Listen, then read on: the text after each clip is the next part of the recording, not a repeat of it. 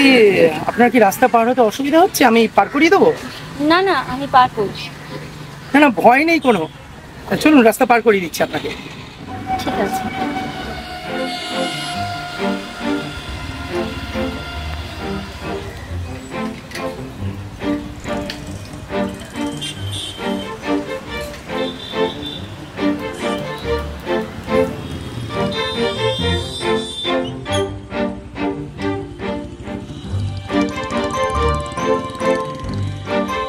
Thank you.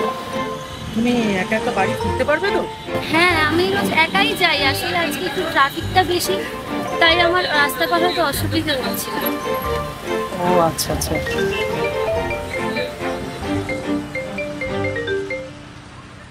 হ্যাঁ hello, হ্যাঁ বল, আজকে অফিস কি ছুটি?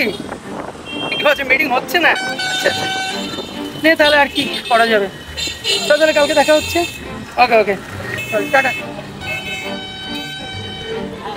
আমি তাহলে আসি। চলো, তোমাকে আমি আজকে এগিয়ে দিচ্ছি, অসুবিধে নেই। আজকে তোমার অফিস এমনিতেও আর হচ্ছে না, ছুটি হয়ে গেছে, তো চলো এগিয়ে দেবো তোমায়। না না, তোমাকে সরি সরি, আপনাকে যেতে হবে না। হ্যাঁ না, আমাকে আপনি বলতে হবে না, তুমি আমাকে তুমি বলতে পারো। আচ্ছা, তোমার নামটা তো জানা হলো না, তোমার নাম কি? আমার নাম বিদিশা। আচ্ছা আচ্ছা, চলো তোমাকে আমি এগিয়ে দিচ্ছি, চলো।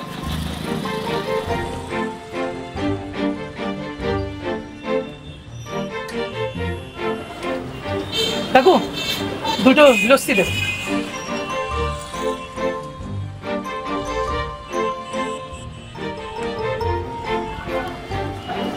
এই নাও।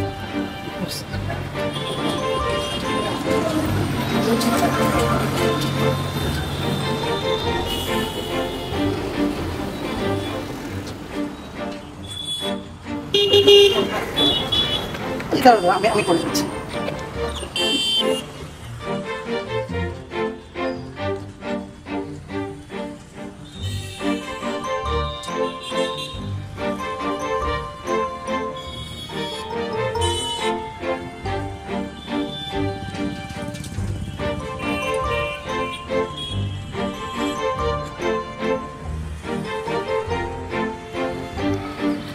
আচ্ছা দাদা, একটা কথা তো জিজ্ঞেস করাই হলো না, তোমার নামটা কি? আমার নাম দই পায়ন। আচ্ছা বিদিশা, তোমার একটা কথা জিজ্ঞেস করতে পারি? হ্যাঁ বলো। তুমি কি ছোটবেলা থেকে চোখে দেখতে পাও না? না, আসলে সেরকম নয়। 2 বছর আগে একটা বাস দুর্ঘটনায় আমি আমার দৃষ্টিশক্তি হারিয়ে ফেলি।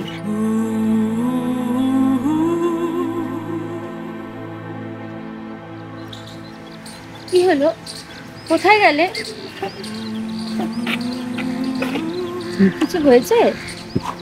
না, আসলে 2 বছর আগে আমার বোনের বাস অ্যাক্সিডেন্টে বোন মারা যায়, তাই ওর কথাই মনে পড়ে গিয়েছিল আসলে। আচ্ছা, একটা কথা বলবো? হ্যাঁ বলো। আমি তো তোমার বোনেরই মতো, আর আমারও কোনো দাদা নেই। তুমি কি আমার দাদা হবে? হ্যাঁ নিশ্চয়ই, কেন হবো না। দাদা, এতদূর যখন চলে এলে, সামনেই আমার বাড়ি, চলো। না, আজকে আর যাবো না। তো তুমি কি বাড়ি যেতে পারবে তো একা? হ্যাঁ, আমি চলে যাব। আচ্ছা ঠিক আছে, না তুমি তাহলে সাবধানে ফেরো। হ্যাঁ, আসছি দাদা।